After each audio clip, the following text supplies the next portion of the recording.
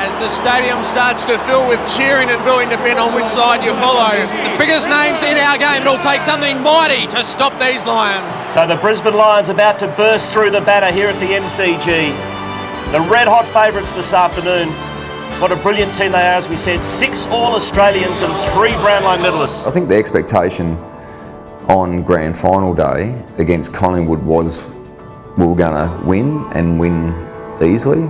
Certainly not from inside our club, but I think that was the expectation outside. Conditions in 2002 was really cold. I think from memory, when we arrived at the ground, a bunch of us just walked out onto the ground to have a look what the conditions were like, and I think I recall up on the scoreboard it said 7 or 8 degrees, or it was cold. Traditionally forwards don't like wet weather, but our game plan was set up for wet weather footy, so I didn't mind that at all. So it was actually wet, old, cold day, hail on the way, and we didn't mind it. It was all right. Yeah, the noise here at the MCG is going to be absolutely deafening. This is one of the great moments in football. One of the things that Lee used to say a bit, you need to risk the despair of a loss or a defeat to experience the exhilaration of victory. So really simple words, but really all it suggested to us was don't fear winning today. So yes, play for the team, know and accept and perform your role, but at the same time, when it's your moment,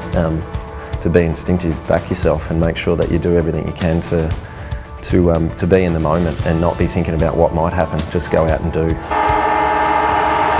ball goes up to start the 2002 Grand Final in the first ruck. It's McKee, Collingwood and Keating for the Brisbane Lions. He just had a really good way of keeping us level during the final. So he used to talk a lot about during the finals just putting yourself in a bubble. So you'd have a lot of well-wishers, you'd have a lot of people trying to distract you, but if you just created this bubble around yourself and us as a team, and we just stayed in the moment and we do what we needed to do to make sure that we prepared well, we rested well, that would help us perform well. And particularly after 2001, we all had lots of confidence and belief in him, in the system and the way that we went about things, but and collectively as a team.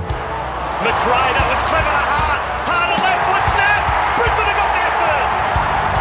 That takes some pressure off. Bossy didn't have to say much before the game, he always did, but it was the look in his eye that was always the greatest for us. Like all the best leaders lead by example and they embody the values of the team, and he certainly did that with his behaviours. But also for him, when you looked in his eye, you just knew that he wasn't going to let the team down and he was going to lead from the front, and you sure as hell as a follower weren't going to let him down. His kick's pretty ordinary to Voss. Burns lines him up and goes bang. 50 metres out. Beautiful pick up by Voss to Black. Should have a shot. Great play, Brisbane.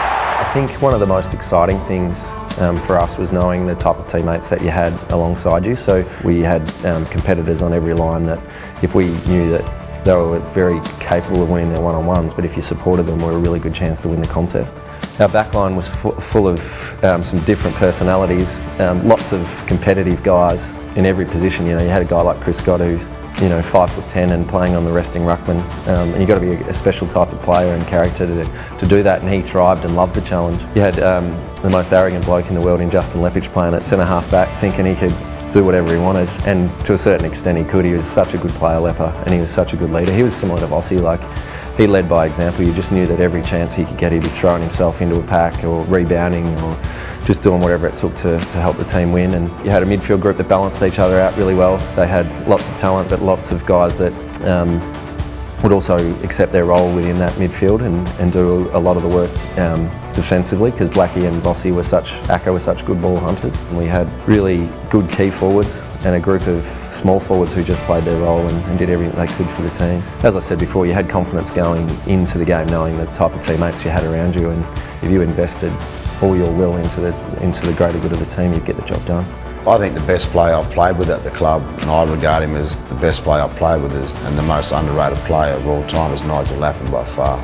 Just unbelievable, mate. He's worked great, what he does. He can take a hanger, kick goal of the day, burst through the middle. I thought he was the most underestimated player. Then you had the silkness of, Simon Black, just a freak. I think the other bloke who, and I played with him a lot in the back line, was Mal Michael.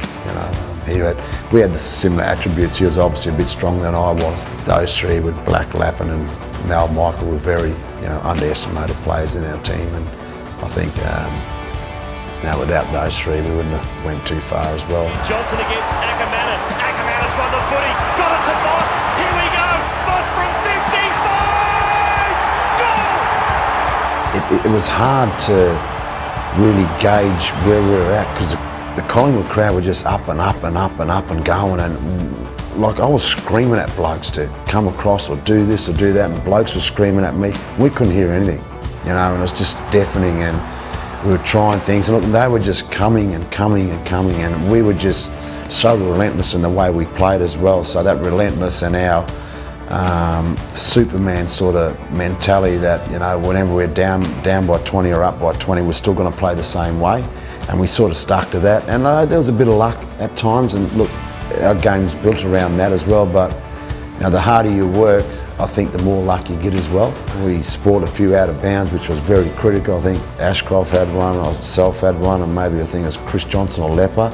We actually spoiled it over the boundary line, so that stops the play.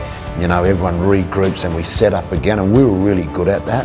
And I think these days people don't realise how quickly, there's not many boundary throw-ins to a certain extent these days, where we try to accumulate a lot because that means we set up and get it on our terms again, sort of thing. So Lee was very good tactical that way. The chance for Ashcroft, 5-minute warning, 5 minutes of game time left.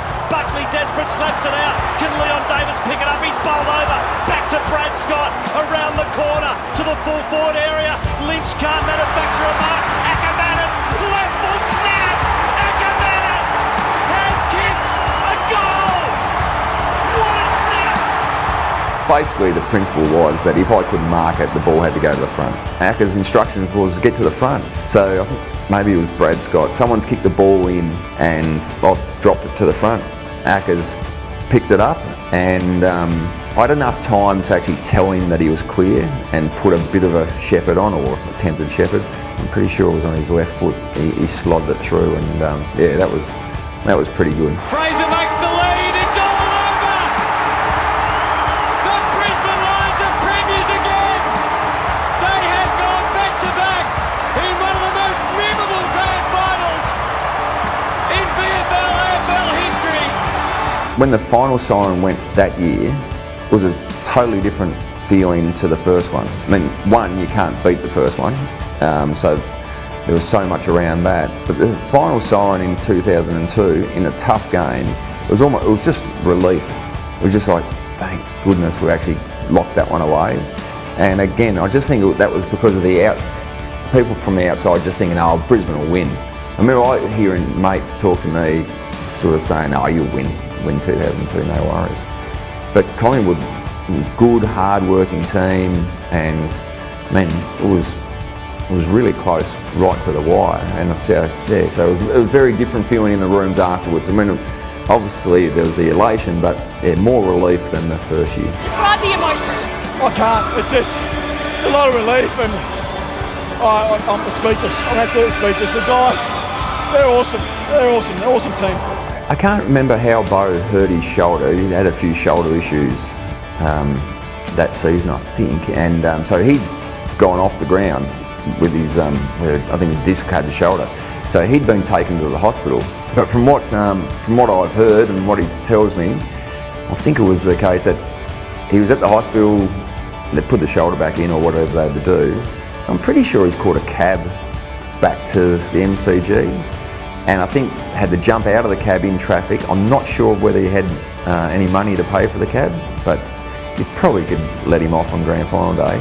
But the story, as I recall it, is he was running down the players' race when the final siren went, and he just run straight onto the ground. So in our celebrations, in those seconds after the siren had gone, Bo's there. And so where did you come from? But it's nice to be able to win games when you're not necessarily playing well, but you can just find a way to win. And as I said before, we just had a really steely determination with all the players. They were such competitors and they just didn't want to lose. And you often find in those moments is it doesn't always come down to one defining moment. You know, I know a lot gets spoken about the goal that Acker kicked late in the game, and it was a really special game. But for me, it's just about the will of the 22 players just wanting to do everything they could for each other to make sure that they got the result on the day. It's always bigger than one moment.